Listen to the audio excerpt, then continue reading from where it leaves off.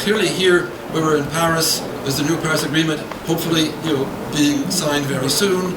We've seen 2 weeks of struggle to come up with something that's ambitious, but it's already just the third part of what's happened in 2015 with the same of the goals and the new finance mechanisms. So we're already, aiming at the international level for a transition towards a more sustainable economy and society. We're planning for a change of direction away from a consumer-driven materialist society towards something that respects the social and even spiritual dimensions of human life much more than we have in the recent past. But we know that what governments decide to do is only part of the process.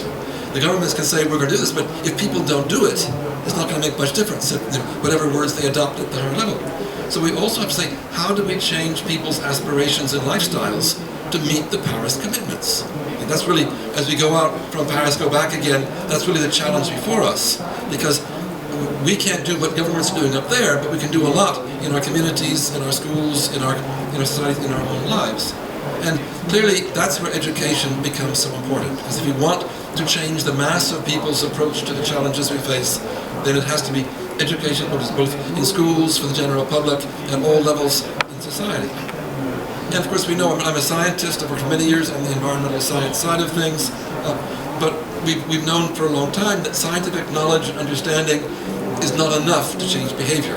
We tell a smoker it's going to kill him, he keeps smoking in general. There are other things that we've seen, the other drivers that mean that we have conflicting messages, and which ones we follow is part of the challenge that each person faces. So this is where we were thinking a number of years ago, how do we address this other dimension? How do we make the values more visible? How do we design education materials that can capture this approach? And how do we provide tools that people can use for these educational processes? I'm trying to share with you briefly some of the results of these reflections and this action over the last few years. And some of you up here have also been partners in this process as we've gone along. So as I mentioned, to this values-based indicators for education sustainable development project, we had EU funding for a couple of years for researchers in sociology and psychology and education to say, how do we, a series of pilot projects, say, how do we take this agenda forward? What can we do to make these values visible? And we started there. First we started, what are some of the values we think need to be encouraged at the base of this? So we thought, well, unity and diversity, trust and trustworthiness, because if you can't trust people, how can you collaborate? How can you sign an agreement with them? Justice, empowerment, integrity, care and respect for the community of life, the environment. What is the relationship to nature and the environment around us?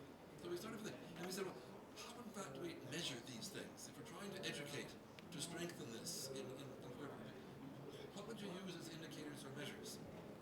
And we had a number of pilot projects to explore this. One that Ishmael, in fact, led was with indigenous school children in villages in Mexico, 9 to 13-year-olds who, with a local NGO, were learning to plant trees around, reflecting on ecology and conservation. And when we gave them tools, not only to measure how many trees they planted, but in fact that they were empowering these young people to think that they could do something about their environment. This was sort of a transformation. The teacher said, that's amazing, do more of it. The donor who was funding them said, we like that, do more of it, because you can measure empowerment and not just tree planting. And so it strengthened the whole approach that they were taking. And we found the same thing in each of the projects we worked with. And Ismail has taken this further with the Red Cross and in other projects since then. So we started the ball rolling, and it's now going in a number of different areas on its own way. And then we said, well, where do we go with respect to teachers themselves? And so working with Pearl, with the partnership where we had sort of the mechanism to look at the educational dimension more closely, we said, how do we take this research and these pilot projects and turn it into something really practical that teachers can use? And so we just recently produced this set of values-based toolkits for learning for secondary schools. And I'll just give you a very brief idea of the content. We can't go into detail, but at least so you get in a sense what this approach is and how it works. But there's really the foundations for sustainable lifestyles and responsible consumption, in which we can then build climate change education or other kinds of education for specific areas where we need to respond in changing our energy footprint or other dimensions or the kind of food we consume as well. So one of these was certainly, I might say, a method source book for teachers.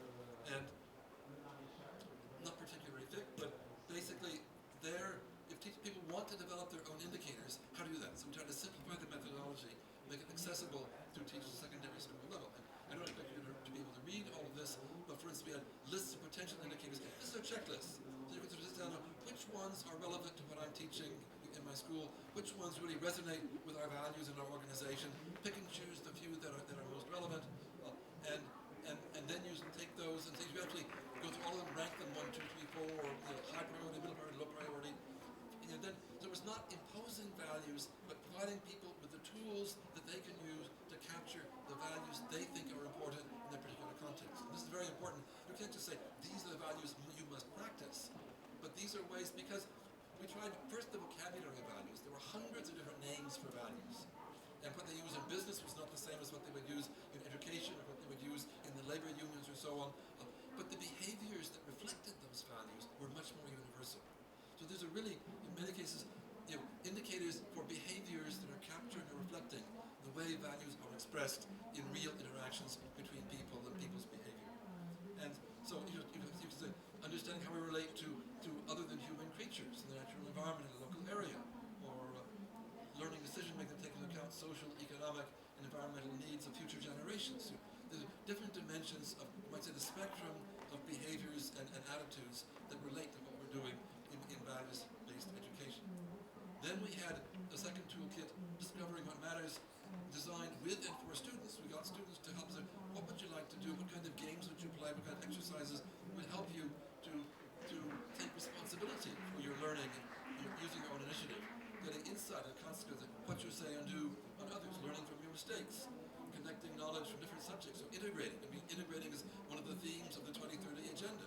Integrating between ministries, integrating between disciplines. So learning how to integrate is one of those skills that will help us go ahead with this new values framework. Stepping out of your comfort zone, being willing to try to change, solving conflicts, listening to other people. And so then again, check this for the students themselves to pick what were the skills and values you would like to do in your own school situation, and then exercises like what future would you want? So you go in a circle, each one adds something, imagining their common future. What would your future would you like to live in? So you're really getting something, and then adding to it, accepting what the others say, putting it together, collectively saying, this is the vision we share together, the future we'd like to live in. Exercises like this can be very helpful for young people to take a positive view, not all the negative things in our society, but really say, what can we do to build a positive, and then work together, develop our own actions to move towards that vision. Then the third toolkit was for schools themselves, because it's not enough just to have one teacher in a classroom talking about these things. What is the whole structure of the school? How does it approach education? And what can it do to create the kind of learning environment for all the students in the school? And so again, indicators for school and organizations. What about your school policies in terms of your own sustainability, in terms of integration of the local community around the school, and so on? What are the leading strategies used in the school? Do you actually teach about compassion, caring, respect, student-centeredness? Do you talk about engagement, initiative, and responsibility? These are the qualities that you aim for in your students across the curriculum. Do you have a learning environment that is positive and that creates more happiness? Do you teach reflection, openness, risk-taking?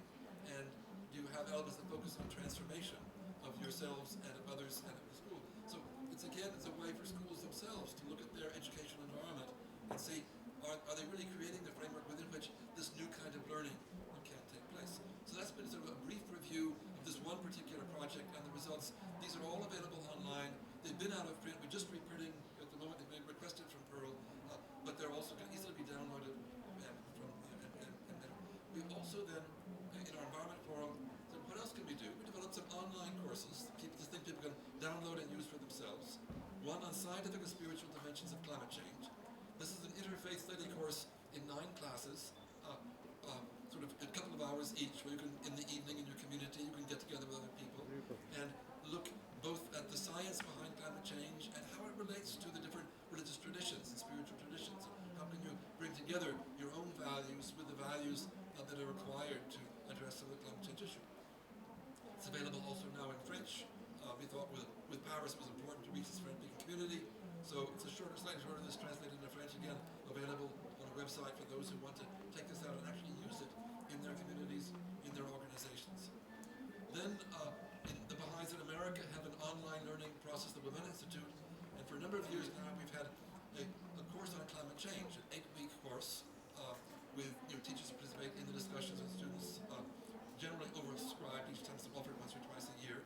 looks at nature and humankind. How do we relate to nature? What is the science of climate change? What are the impacts of climate change? What are the spiritual ethical dimensions of climate change? How do you mitigate climate change? And how do we address this challenge that every one of us faces as we try to adopt more climate-friendly behaviors and lifestyles? And we've had a group of 10 nuns take the course, a rabbi took the course, all sorts of people have taken the course. And the impact you see, one person happens to, a couple said, we've decided to become vegan. We looked at the impact of our meat consumption, and we're changing our diet. We're going to become vegan. And the others have said, well, we've turned off the air conditioner, or we've sold our car and gotten a bicycle, and so on and so forth. So it's really it gets down to the nitty-gritty of how you're living and how this relates to what you believe in, what you want to do, and the practical things you can do to begin to make the changes to go in that direction.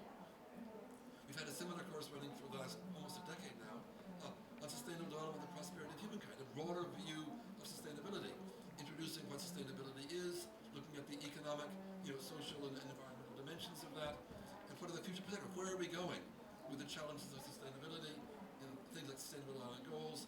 How do we educate around us for others, individually and a community? And then how do we integrate what we've learned into our lives and into our communities? So again, this is another kind of thing about it. And more, online or distance learning is a powerful tool to reach numbers we could never possibly reach. So even a tiny organization like ours has been able to reach hundreds of people with these kinds of education approaches, and they're quite readily available. Just to conclude, I don't want to go for too long, but another initiative is actually a student in one of our courses said, well, my wife has been working on this area. She's developed what she called full circle learning. It's all about values-based education for primary and secondary schools. And they developed a climate change agents curriculum, mostly American-oriented, but said they'd be happy if you contact them to adapt it to any culture or around the world. So it's another opportunity for those who are really involved in this area and would like to take it further. So that's been a review of a few of the things that even a tiny organization with a bit of imagination and some motivation can do to try to reach out and provide real materials to educate